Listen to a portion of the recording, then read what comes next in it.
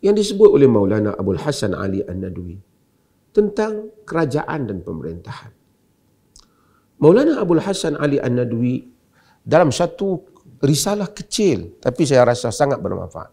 Maulana Abul Hasan Ali An-Nadwi ini, saya minat Abul Hasan Ali An-Nadwi ini. Pernah juga saya kenal Nahdlatul Ulama di India.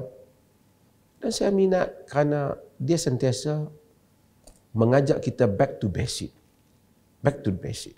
Balik kepada asas. Di dalam memahami kerangka sesuatu hal.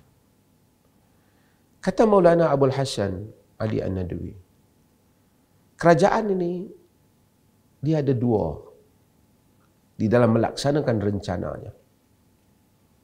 Satunya ia melaksanakannya di atas dasar al-jibayah. Yang keduanya adalah al-hidayah. Ini Maulana Abul Hasan ni, Masya Allah, dia satu orang India. Dia keturunan Nabi, dia Sayyid Maulana Abul Hasan. Dan dia dah meninggal, rahimahullah, lama. Tapi dia merupakan pengurusi yang pertama untuk badan sastrawan Arab kerana tingginya bahasa dia. Al-jibayah, jibayah ni maksud, kita panggil jibayah itu zakat. Jibayah ni collection ataupun ambil untung lah. Kita ambil kutipan ataupun cukai jibayah. Bahagian yang pertama dia kerajaan yang memikirkan bagaimana dia nak membina kekayaan kerajaan. Dan dia akan bangga kalau dia sebuah kerajaan yang sangat kaya dan sangat mewah. Maka semua agenda dia tak penting. Agenda dia, jika dia dapat mencapai kemewahan dan kekayaan, maka dia sebuah kerajaan yang berjaya.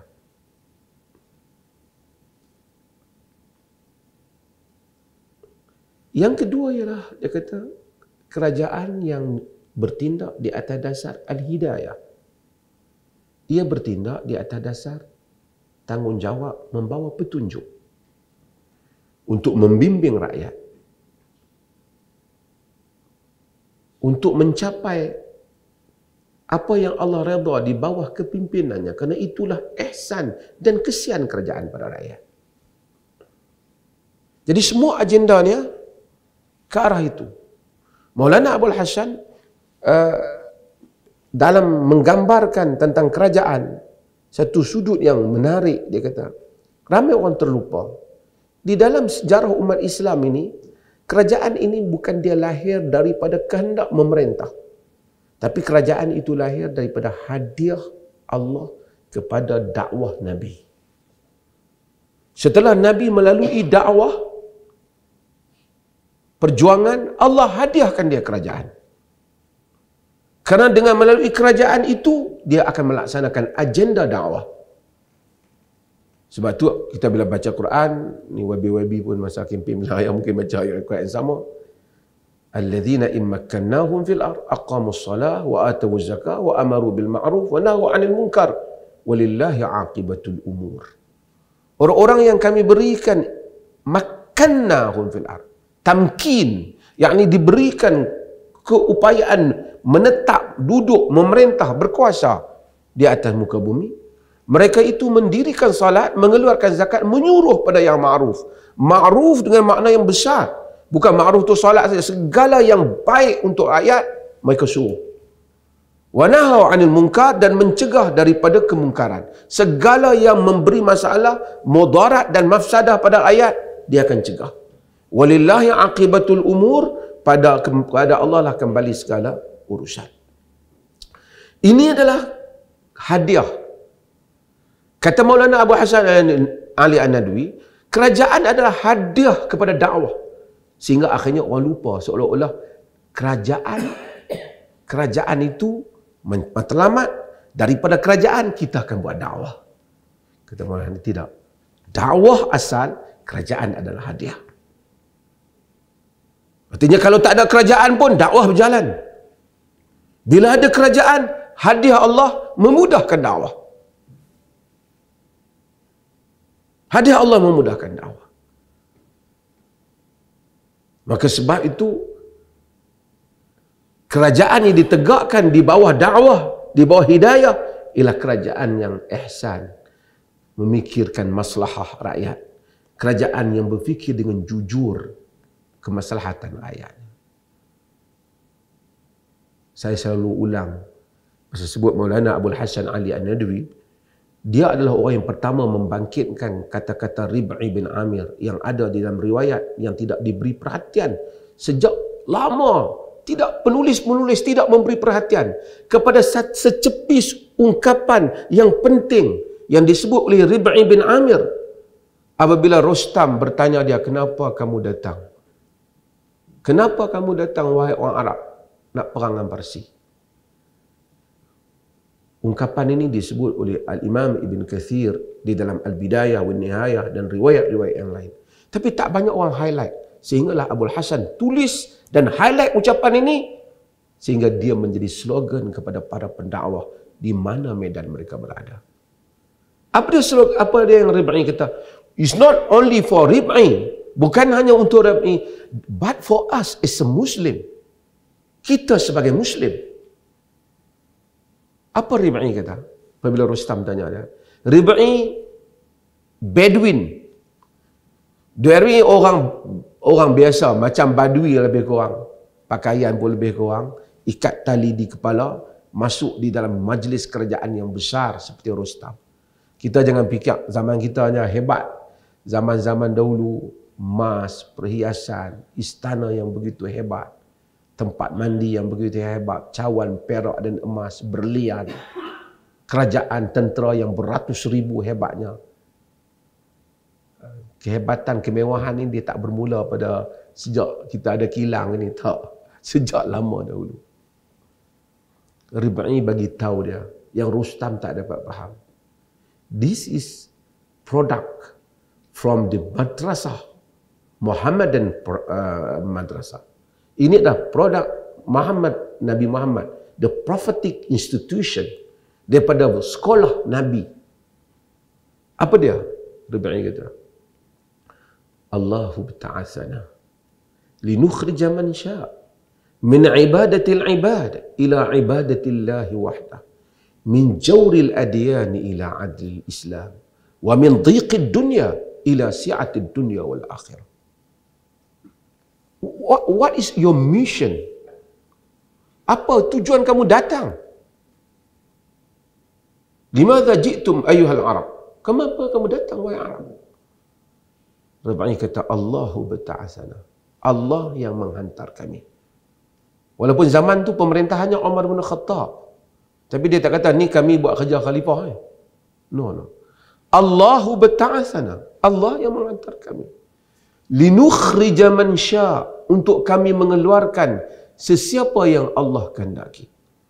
Min ibadatil ibad ila ibadatillahi wahdah, daripada menyembah sesama, mengabdikan diri sesama hamba, kepada hanya mengabdikan diri kepada Allah. Min jawril adyani ila adlil Islam, daripada kekejaman agama-agama kepada keadilan Islam. Wa min dhiqid dunya ila si'atid dunya wal akhirah, daripada kesempitan dunia dan keluasan dunia dan akhirat. This is our mission. Ini adalah risalah kami. Very simple answer. Satu orang tentera biasa, bukan panglima besar, tetapi misinya jelas. Apa tujuan dia bergerak di bawah kerajaannya?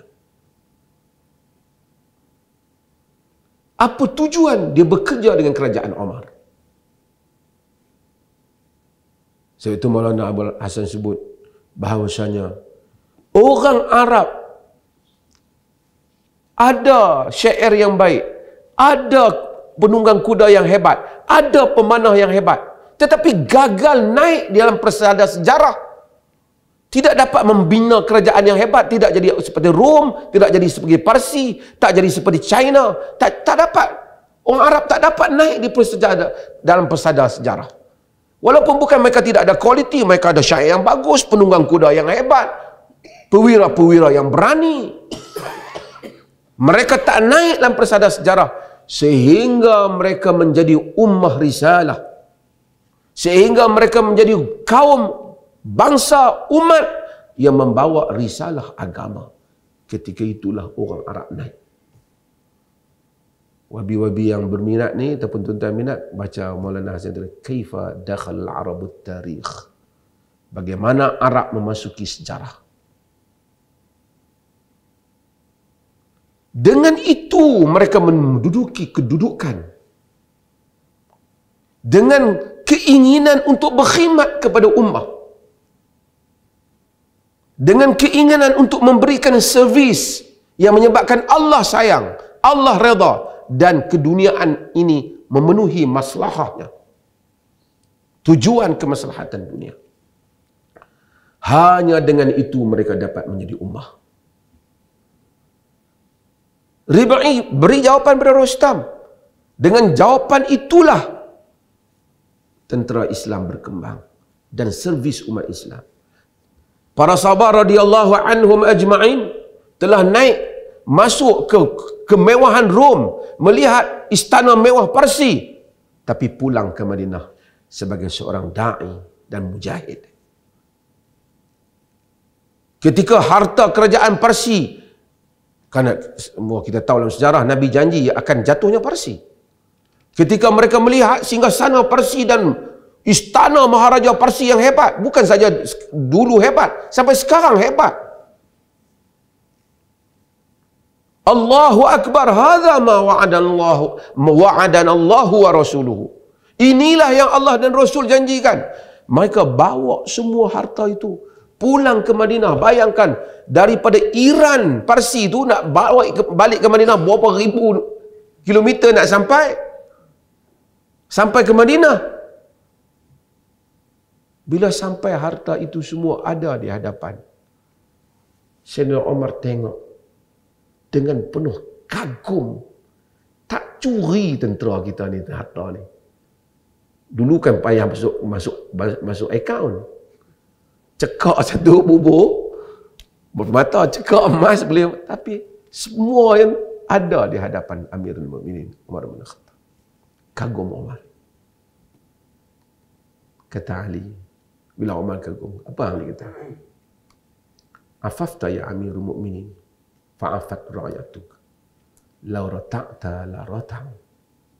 Kerana engkau itu iffah, engkau tidak mengambil yang haram, demikianlah rakyatmu. Jika engkau bermewah-mewahan mengambilnya, mereka juga demikian.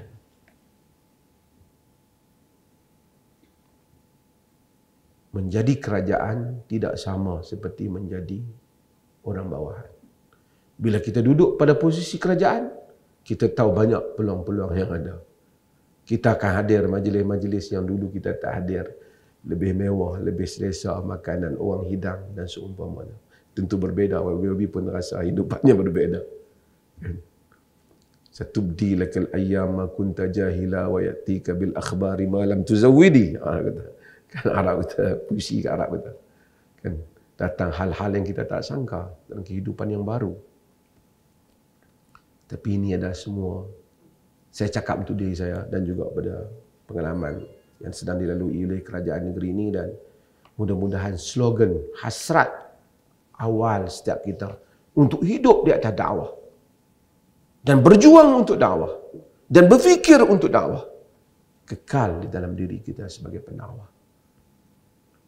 Dan juga agensi kita hendaklah dengan tadi, kalau satu orang tak boleh mendoakan keampunan mukminin dan mukminat dalam diamnya, dia tentu tidak dapat bekerja dengan baik untuk mukminin dan mukminat.